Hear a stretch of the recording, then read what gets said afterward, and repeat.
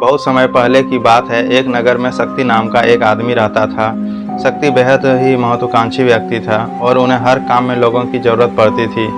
यदि उसे किसी से असफलता और बुराई सुनने को मिलती है तो वह बहुत ही गहरी चिंता और तनाव में चला जाता था।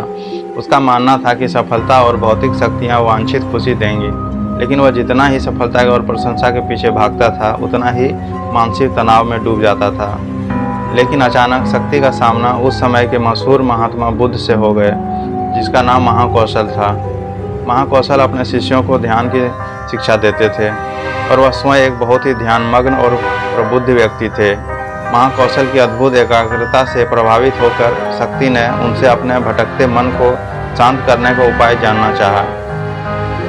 शक्ति ने कहा कि महंत हमेशा सफलता के पीछे भागते हैं और लगातार अधिक हासिल करने की कोशिश करते हैं, फिर भी मुझे कोई क्षणिक संतुष्टि या आत्मसंतुष्टि नहीं मिलती। इस निरंतर बेचैनी के बीच मैं शांति कैसे पा सकता हूँ?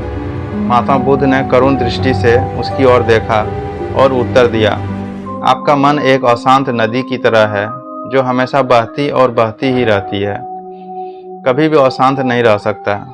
इसलिए इस अशांत मन को शांत करने के लिए आपको अपने विचारों को बिना किसी रुकावट के जाने देने की कला सीखनी होगी।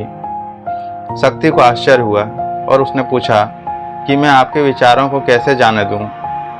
आखिर मैं भी तो अपनी इच्छाओं और महत्वाकांक्षाओं से बंधा हुआ हूँ। यह सुनकर महात्मा बुद्ध मुस्कुरा दिए और कल्पना करें कि आपके हाथ में पानी का एक गिलास है और आप उसे जितनी देर तक पकड़ कर रखेंगे यह उतनी ही भारी होता जाएगा, और अगर आपसे काफ़ी देर तक पकड़े रहेंगे तो आपके हाथ में दर्द होने लगेगा। लेकिन अगर आप उस पकड़ को ढील कर दें और छोड़ दें तो वह आपका बोझ खत्म हो जाएगा, भैरव ने कहा था और उसका संदेश ध्यानपूर्वक सुना। वह समझ गया कि अपने विचारों और इच्छाओं से चिपके रहने से उसका बोझ बढ़ जाता है और अंदर ही अंदर अशांति पैदा कर देता है।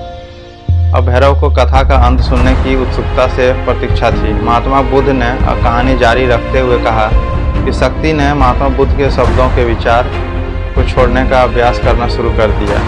वह बिना किसी पूर्ण निर्णय के अपने विचारों और भावनाओं को आते और जाते देखता है। अब उसे विचारों को पकड़ना बंद कर दिया था।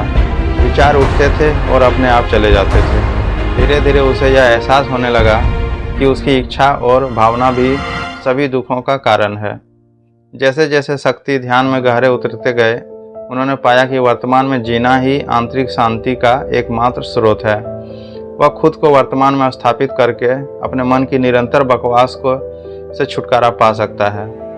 धीरे धीरे शक्ति का मन एक शांत झील की तरह हो गया जो बाहरी दुनिया को अपने अंदर प्रतिबिंब करती है। उन्होंने जीवन की सादगी में संतोष को अधिक महत्व दिया और भौतिक संपत्ति के प्रति अपना लगाव छोड़ दिया। जैसे ही सत्ता में ऐसे बदलाव की खबर लोगों के बीच फैली, दूर दूर से लोग मार्गदर्शन के लिए आने लगे। तो कैसा लगा वीडियो? कमेंट बॉक्स में ज़रूर बताइएगा। फिर मिलते हैं नए वीडियो के साथ, तब तक के लिए धन्यवाद।